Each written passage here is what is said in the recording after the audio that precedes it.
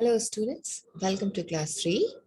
From now onwards, that is from class 3 to class 5, you are going to study EVS as a separate subject. And today we are going to start the first chapter of EVS, that is Poonam's Day Out. Yes students, I will explain the chapter in two languages, English and Hindi. But before explanation, I want you all to read the chapter carefully. Read each sentence of the chapters. Let's start. Poonam's Day Out. Ma, please let me go to school today. I have been at home for the past 2 days. I am getting bored, said Poonam. But you still have fever. Go outside and lie down on the cot, replied Ma. Poonam fell asleep on the cot. Suddenly, something fell on her face. Poonam woke up at once and touched her cheek. Oh no! Whose mischief is this? Is it the crows or the pigeons? It seems it's the crows. Now, I will explain these two paragraphs in Hindi. Poonam's Day Out. Poonam की छुट्टी का दिन. और इस chapter में हम देखेंगे कि पूनम अपनी छुट्टी के दिन में अपने आसपास के घर के आसपास की जगहों पे क्या-क्या देखती है, क्या उसके साथ क्या-क्या होता है और वो क्या-क्या करती है. Ma, please let me go to school today. I have been at home for the past 2 days. माँ, आज मुझे स्कूल जाने दो. मैं पिछले 2 दिनों से घर पे हूँ. I am getting bored, said Poonam. Poonam कहती है कि मैं बोर हो रही हूँ. But you still have fever. Go outside and lie down on the cot, replied Ma. मगर तुम्हें अब भी फीवर है. बाहर जाओ और खाट पे लेटो, आराम करो, ऐसा उसकी माँ ने कहा. Poonam is an obedient child. She followed the order of her mom and she went outside and she lie down on the cot. Poonam fell asleep on the cot. वो खाट पे लेट गई और फिर उसे नींद आ गई. Suddenly something fell on her face. अचानक कुछ उसके चेहरे पे गिरा. Poonam woke up at once and touched her cheek. Poonam झटके से उठी और उसने अपने गाल को टच किया. Oh no, whose mischief is this? ये किसकी शरारत है? वो सोच रही है, अरे नहीं, ये किसकी शरारत है? Is it the crows or the pigeons? क्या ये कौवे की शरारत है या कबूतर की? It seems it's the crows. ऐसा लगता है ये कौवे की शरारत है. Let's have a look of the tree under which Poonam was lying on the cot. Oh, this is the tree. Oh, there are so many animals on the tree. How will she identify whose mischief it was? Can you tell me? Can anybody? Let's see what happens. Poonam looked up. She saw many animals on the tree. Poonam ने ऊपर देखा. उसने देखा पेड़ पे बहुत सारे animals थे. Which animals can you spot on the tree in the picture? Write down their names. अब पूनम ने ऊपर देखा तो उसने तो बहुत सारे जानवरों को देखा. बट आपने किन जानवरों को देखा? क्या आपने भी बहुत सारे जानवरों को देखा? Yes? तो फिर बताइए आपने किनको देखा? Let's have a look of the same picture and spot the animals. Yes.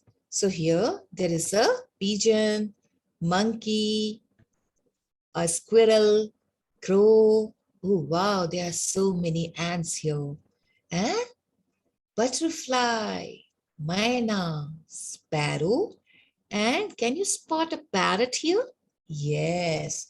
So you have spotted almost all the animals on the tree. Now what you have to do, you have to write the name of these animals. Not in your book. First, you write down the name of these animals in your notebook. And after that, once you finish writing, you check the spelling of these animals. And then if there is any mistakes, you can make the corrections. Once corrections are done, you can write the name of these animals in your book in the given space. Yes, so this part is done. Let's go to the next part. तो हमने कहाँ छोड़ा था? हमने देखा था कि पूनम ऊपर देखती है, उसे बहुत सारे जानवर दिखाई देते हैं. फिर पूनम ने क्या किया? Poonam picked up a leaf from the ground and wiped her cheek with it.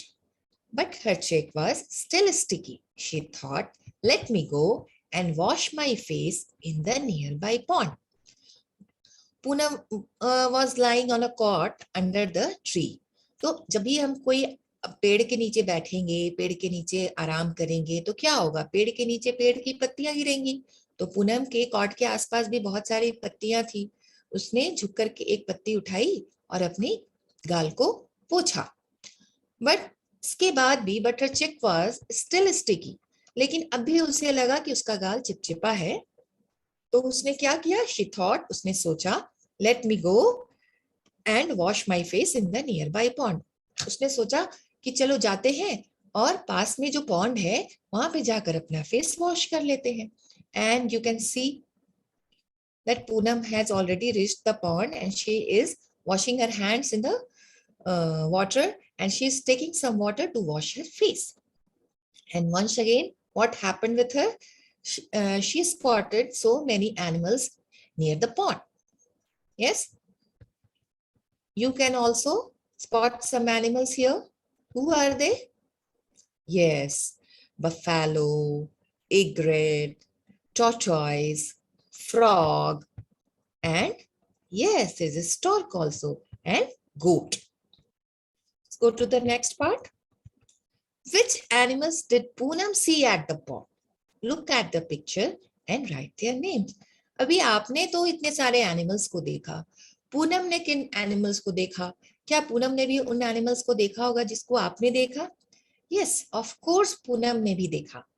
और अभी क्या करना है आपको? You have to write the name of those animals in your notebook. First, you write the name of these animals in your notebook. Check the spelling. Once corrections are done, then you can write the name of those animals in your book in the given space. Yes. Let's go to the next part.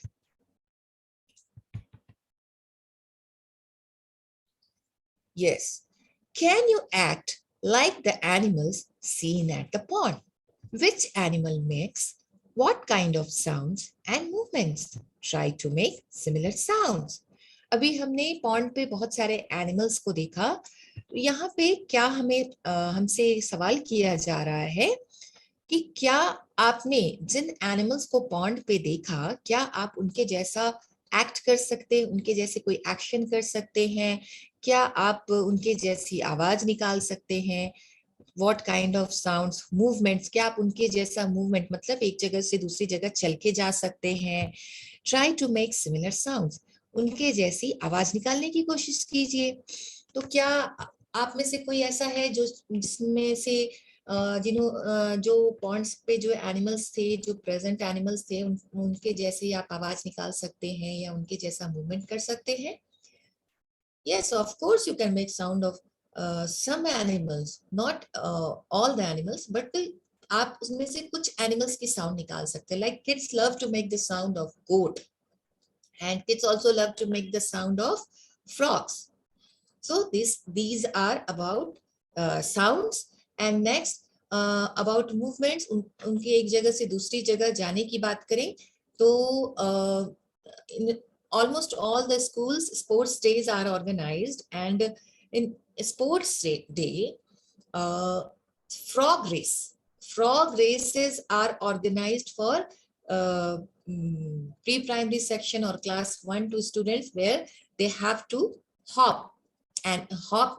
They have to reach the final point by hopping. So yes, we can. You can make movements also. So आप कुछ animals के जैसी आवाजें भी निकाल सकते हैं, कुछ के जैसी मूवमेंट्स भी कर सकते हैं, बट हम हर एनिमल्स के जैसी आवाज और हर एनिमल्स के जैसी मूवमेंट्स नहीं कर सकते. Different animals move in different ways to go from one place to another. Some animals walk, some crawl, some fly, and some swim. For this, some animals use their feet, some use their wings, some animals even take the help of their tail. Different animals एक जगह से दूसरी जगह जाने के लिए different different तरीकों का यूज करते हैं, वो अलग अपने अपने तरीके से जाते हैं। उसके लिए कोई चल के जाता है, कोई रेंग के जाता है, कोई उड़ के जाता है, कोई तैर के जाता है, और कहीं भी एक जगह से दूसरी जगह जाने के लिए कोई अपने पैरों का यूज करता है, कोई अपने पंखों का यूज करता है। कुछ एनिमल्स तो ऐसे होते हैं जो एक जगह से दूसरी जगह मूवमेंट के लिए वो अपनी पूंछों का इस्तेमाल करते हैं। और कौन होते हैं वो एनिमल्स जो अपनी पूंछों का इस्तेमाल करते हैं? Most of the sea animals use their tail to make their movement. आपने भी अपने आसपास बहुत सारे जानवर देखे होंगे, आप ऑब्जर्व करते होंगे कि कुछ चल रहे हैं, कुछ उड़ रहे हैं, कुछ रेंग रहे हैं। Let's see what is given in the next line, next paragraph. Yeah, there is exercise. There's an exercise for you. You must have seen many animals too, right? Which of them can fly? आपने भी अपने आसपास बहुत सारे जानवरों को देखा होगा। अभी आपको बताना है कि क्या आपने किसी ऐसे जानवर को देखा है जो उड़ सकते हैं। लाइक फॉर एग्जाम्पल, आपने ऐसे बहुत सारे इंसेक्ट्स को देखा होगा, बर्ड्स को देखा होगा जो उड़ सकते हैं। आपको उनमें से कुछ नाम लिखना है। इंसेक्ट्स में आप ने अपने घरों में, अपने घरों के आसपास मॉस्किटो, फ्लाइज, बटरफ्लाई, इन सब को उड़ते हुए देखा होगा। और बर्ड्स तो उड़ती हैं, तो आपने बहुत सारे बर्ड्स को उड़ते हुए देखा होगा। आप उनके नाम लिख सकते हैं। विच ऑफ देम कैन क्रॉल? जो रेंग के चलते हैं। लाइक फॉर एग्जाम्पल, आपने रेंग के चलने वाले जानवरों में स्नेक को देखा होगा, अर्थवर्म को देखा होगा, रेप्टाइल्स भी रेंगते हैं। तो क्या है, उसमें आपने लिजार्ड को देखा होगा। विच ऑफ देम कैन वॉक? जो चल के एक जगह से दूसरी जगह जाते हैं। ये बहुत ही कॉमन एग्जाम्पल है। हम आए दिन अपने घरों में, अपने घर के आमने सामने आसपास में हम बहुत सारे ऐसे एनिमल्स को वॉक करते हुए भी देखते हैं, like cow, dog, cat. Which of them can hop? जो छलांग लगाते हैं, जो कूद के एक जगह से दूसरी जगह जाते हैं। एक बहुत ही कॉमन एग्जांपल है हॉप करने वाले एनिमल्स में फ्रॉग का। नेक्स्ट, रैबिट भी हॉप करता है, and then kangaroo. Next, who have wings? जिनके पास पंख होते हैं। तो कुछ इंसेक्ट्स भी होते हैं जिनके पास पंख होते हैं, और बर्ड्स के पास तो पंख होते ही है। तो you can write name of insects and birds of what you like to write. You can write the name of those insects or birds who have wings, who have feet, जिनके पास पैर होते हैं। तो जो भी एनिमल्स वॉक करके एक जगह से दूसरी जगह जाते हैं, उनके पास तो फीट होते हैं। तो आपको वैसे कुछ एनिमल्स के नाम लिखने हैं। who have a tail, जिनके पास पूंछ होती है। ऐसे बहुत सारे एनिमल्स होते हैं जो जिनको हम अपनी डेली लाइफ में देखते हैं, हमारे घरों के भी आसपास रहते हैं। बहुत लोग फार्म बना के रखते हैं। कुछ लोगों ने तो कुछ एनिमल्स को पेट एनिमल्स के भी रूप में अपने घरों में रखा होता है। तो आप उनमें से आपको उन एनिमल्स का नाम लिखना है जिनकी पूंछ होती है। You know, tail is a very important body part of animals, and it helps them in different manners. So this is about the movement. Now we will see about their habitats. मतलब animals कहाँ रहते हैं? Animals different जगहों पे रहते हैं। Animals live in different places. Some animals live in the trees, some in water, some live on land, some live under the ground, and some fly in the sky. Some animals even live in our houses.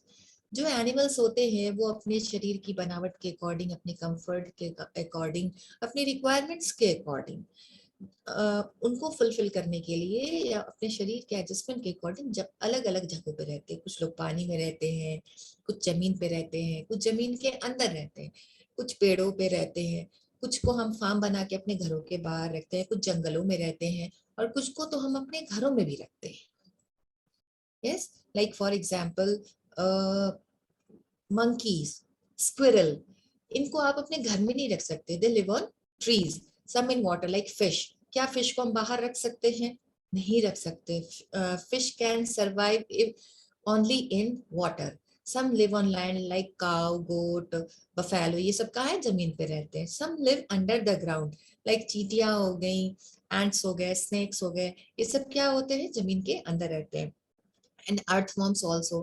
Some fly in the sky. कुछ ऐसे insects होते हैं जो आसमानों में ही होते रहते हैं.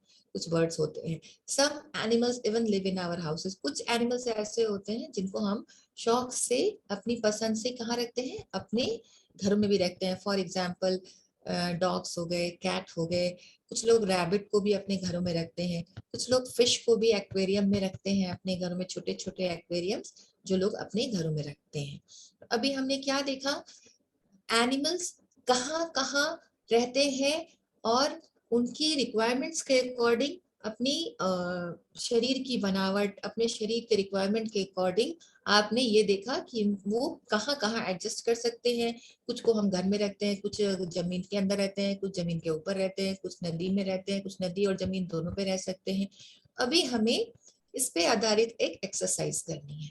Look at the pictures given below. Color the animals that do not live in your house. आपको इस पिक्चर पे देखनी है. इसमें बहुत सारे एनिमल्स की पिक्चर है. आपको आइडेंटिफाई करना है.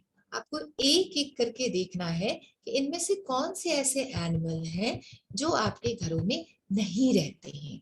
For example horse. Horse is a domestic animal. Horse is a domestic or farm animal. But horse को क्या हम अपने घरों के अंदर रखते हैं? नहीं, घर के अंदर नहीं रखते. डॉग. डॉग को क्या हम घर के अंदर रखते हैं? यस, डॉग को हम अपने घर के अंदर रखते हैं. कुछ लोग रखते हैं. Pet animal. Dog is a pet animal. उनको हम अपने घरों के अंदर भी रखते हैं. अभी एलिफेंट की बात करें, क्या किसी ने कभी एलिफेंट को अपने घर के अंदर रखा है? नहीं, एलिफेंट को हम अपने घर के अंदर नहीं रखते. एलिफेंट किसी के घर के अंदर नहीं रहता. तो क्या हो गया? एलिफेंट इस ग्रुप में. एलिफेंट एक ऐसा एनिमल है जो घर के अंदर नहीं रखता है, रहता है, जिनको अपने घरों के अंदर नहीं रखते हैं. तो एलिफेंट को आप कलर करेंगे. उसी तरह से यहाँ पे जो भी है, कॉकरोच है, लिजर्ड है, स्क्विरल है, कैमेलियन है, हेन है, ईगल है. आपको सबको एक एक करके उनको देखना है, उनके बारे में सोचना है. आपको सोचना है, थिंक, क्या आप इनको अपने घरों में रखते हैं? क्या आप इनको अपने घरों में रख सकते हैं? अगर हाँ, तो कलर नहीं करेंगे. अगर नहीं रखते हैं या नहीं रख सकते हैं तो आपको उनको कलर करना है. Yes. Here are some incomplete picture of animals. Complete them and write their names below. अगर आपने अच्छे से ध्यान से आपने चैप्टर को देखा, आपने एक्सप्लेनेशन देखा, तो जस्ट अभी प्रीवियस पेज पे हमने इन एनिमल्स की कंप्लीट पिक्चर्स देखी है. I hope you can tell me the names of these incomplete animals also. So what you have to do, you can take the help from the previous page and complete these pictures. And then what you have to do, you have to write the name of these animals in the given space. Yes. And now it's the time of riddle. This is very interesting part of this chapter, crossword. Here, some riddles are given in which you will find some hints. These are very common puzzles and where all the examples, all the questions are based on our real life, our daily life experience. यहाँ पे जो भी आपको riddles दिए गए हैं, उनमें आपको वैसे ही riddles दिए गए हैं, वैसे ही questions हैं, वैसे ही hints दिए गए हैं जिनका हमारे daily life में रोज ऑलमोस्ट हमारी डेली लाइफ में रोज ऐसे एग्जाम्पल्स होते हैं, हमारा रोज उनसे सामना होता है. अगर आपका रोज भी इन सबसे सामना नहीं हुआ है तो कभी ना कभी लाइफ में एक बार, दो बार, वंस, ट्वाइस, थ्राइस आपने कभी इनके बारे में सुना जरूर होगा, कभी आपने इसको देखा भी होगा. तो आइए हम इन हिंट्स को पढ़ेंगे. What you have to do, you have to read the hints carefully. If you don't get the answer, if you don't remember the answer, if you don't understand the hints, then you read the same hints twice, thrice, and I am sure that you will remember the answer, you will get the answer. Because answers are given in this crossword. If you understand the hint, definitely you will find the answer in this crossword. First one is done for you. Banana is what I love eating. I spend my time jumping and leaping. बनाना एक ऐसा fruit है जो मुझे खाना पसंद है. मुझे उछल कूद करना, इधर उधर झूला झूलना मुझे बहुत पसंद है. Who am I? So बनाना किसको पसंद है? कौन इधर से उधर जंप करता रहता है? Yes, it is a monkey and that is done for you. What you have to do, you have to find the answer of next riddles and color the blocks. You have to find the word and color the blocks in the same way in which it is done for number 1. Let's come to the second riddle. On the walls, webs I weave, where insects stick and cannot leave. अभी दीवालों पे जाले कौन बुनता है? जहां पे कीड़े फंस जाए एक बार तो वहां से निकल नहीं सकते. अभी जब हम अपने घरों की सफाई नहीं करते तब, या फिर किसी भी कारण से हमारे घरों की कुछ दिन से सफाई नहीं होती, तो क्या होते हैं? कोने में क्या लग जाते हैं? जाले लग जाते हैं. तो कौन बनाता है उन जालों को? आपको उनके बारे में सोचना है. एंड ये बहुत ही कॉमन है, लगभग हर किसी के घर में कभी ना कभी तो जाला लगा होगा. दिवाली के टाइम में हम लोग उन जालों की विशेष रूप से सफाई करते हैं. जब भी फेस्टिवल होता है तो हम लोग क्या करते हैं? सफाई करते हैं. तो who weaves these who weaves these webs? Next is I remain awake the whole night and go to sleep in broad daylight. मैं सारी रात जगे रहता हूँ और दिन के उजाले में मैं सो जाता हूँ. Who am I? कौन है जो सारी रात जगा रहता है और दिन में सो जाता है? कौन है वो? So you have to think. Read these hints thrice. You will get the answer. Croak, croak, croak is my sound. In water or on land I am found. क्रॉक क्रॉक क्रॉक मेरी आवाज है. मैं जमीन पे भी रहता हूँ, पानी में भी रहता हूँ. ओके, मैं एक और हिंट आप लोग को देती हूँ. ये वही जानवर है जो बारिश के बाद उसकी आवाजें आती हैं, वो सारी रात हमें इसकी क्रॉक क्रॉक की आवाज सुनाई देती है. उस दिन और क्या क्या क्या होता है, कभी कभी ये हमारे घरों में भी घुस जाते हैं. Yes, you will find the answer. And if you have any problem, then I will explain the same riddle in the last of the, once the chapter is over. Once again I will explain the same riddle. Next is I appear after rainfall, have no feet, so I crawl. मैं बारिश के मौसम के बाद दिखाई देता हूँ. जब बारिश होती है उसके बाद मैं दिखाई देता हूँ. Have no feet, मेरे पास पैर नहीं है, इसलिए मैं रेन के चलता हूँ. Who am I? कौन है जो बारिश होने के बाद दिखाई देता है, उसके पास पैर नहीं है इसलिए रेन के चलता है? तो यू कैन थिंक. ये स्नेक हो सकता है, ये अर्थवर्म हो सकता है. अभी आपको देखना है, ये स्नेल हो सकता है. आपको देखना है क्या कि इन सब में से किसका नाम इस क्रॉसवर्ड में दिया गया है. इट कैन बी स्नेक, वो भी रेन के चलता है, वो भी बारिश के बाद दिखाई देता है. इट कैन बी अर्थवर्म, वो भी बारिश के बाद दिखाई देता है. इट कैन बी स्नेल, ये भी बारिश के बाद दिखाई देता है. You find the option which is present in the crossword. Next is slow and steady is my pace. I always win when there is a race. Slow and steady, धीमी मगर constant, लगातार. मेरी जो स्पीड है वो धीमी है, लेकिन मैं लगातार चलता रहता हूँ और मैं जिस स्पीड से चलता हूँ उसको मैं मेंटेन करता हूँ. और यही मेरी खासियत है जिसके कारण जब भी कभी रेस होता है तो मैं जीतता हूँ. So I hope you all remember the story of rabbit and tortoise. Yes, where the tortoise was slow and steady, and it maintained its pace, and that's why it won the race. Yes, so you got the answer.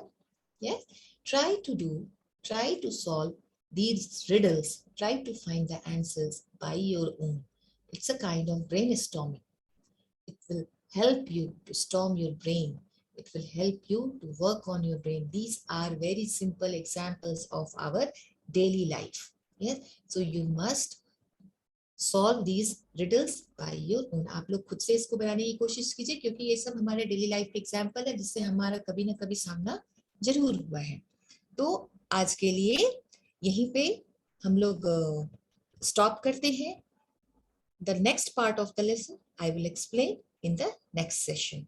If you have any problem, if you have any doubt, in this part of the chapter, in this part of the lesson, then please let me know, and I will explain, I will clear your doubts in the next session. That's all for today. See you all in the next session. Bye-bye.